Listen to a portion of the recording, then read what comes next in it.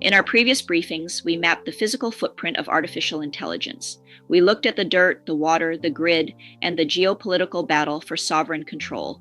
We established that AI is not a digital phenomenon. It is a heavy industrial reality, but there is a fatal flaw in how most people and most corporations think about sustainability. They reduce it to carbon, they reduce it to megawatts and water usage. If you look at the board the way the players do, you understand that true sustainability is a three-legged stool: environmental, governance, and social. And right now, the AI revolution is fracturing the social leg of that stool. We are witnessing the greatest reallocation of wealth and human capital in modern history.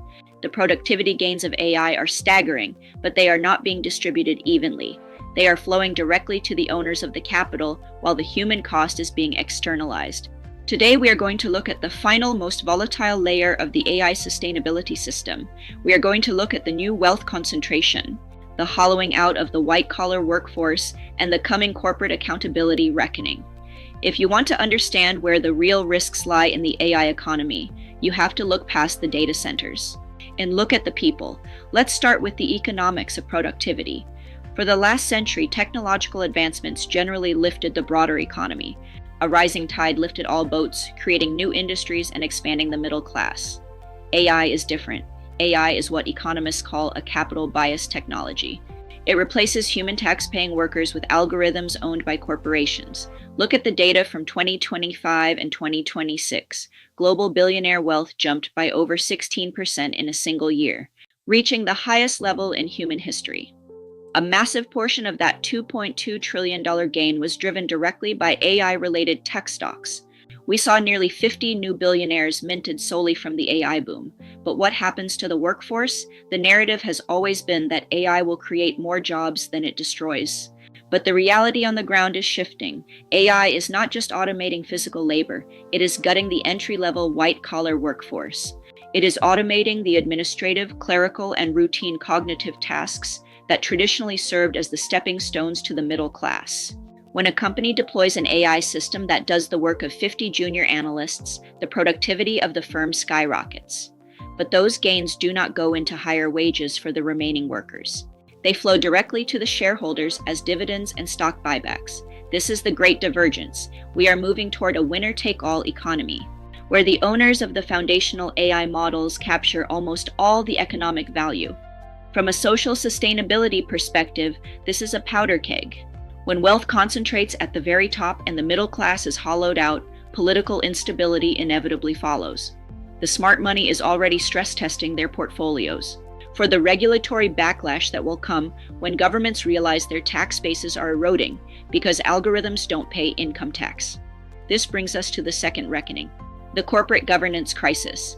For years, institutional investors poured trillions of dollars into ESG funds that prioritize environmental, social, and governance metrics. Tech companies were the darlings of the ESG movement because they didn't have smokestacks. But AI has shattered that illusion. Investors are waking up to the fact that big tech's climate pledges are colliding with their AI ambitions. When a company claims to be net zero, but their emissions are surging by 30% due to data center expansion, the market notices. We are now seeing a wave of what is being called AI washing litigation. Just as companies were sued for greenwashing, they are now facing shareholder lawsuits and regulatory action for misleading the public about their AI capabilities and the environmental cost of running them. Institutional investors are demanding transparency. They are no longer accepting vague promises of future efficiency. They want to see stress tests. Furthermore, the implementation of the EU AI Act in 2026 is forcing companies to legally classify the risk of their AI systems. If an AI system negatively impacts fundamental human rights or safety, the fines are massive. The era of moving fast and breaking things is over.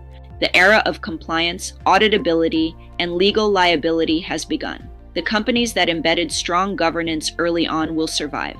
So, where is the durable value in this volatile system? The institutions that understand social sustainability are not just automating to cut costs. They are adopting what we call the hybrid model.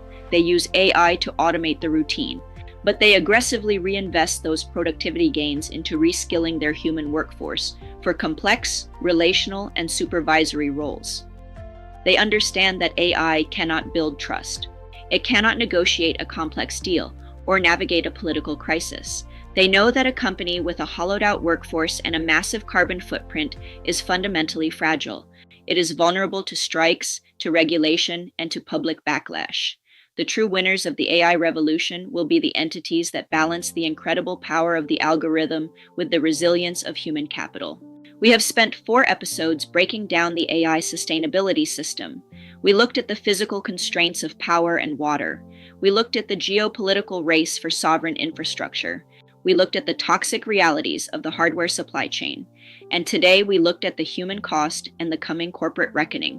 Artificial intelligence is the most powerful tool humanity has ever built.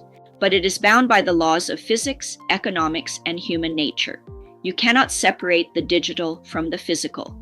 You cannot separate the algorithm from the society it operates within.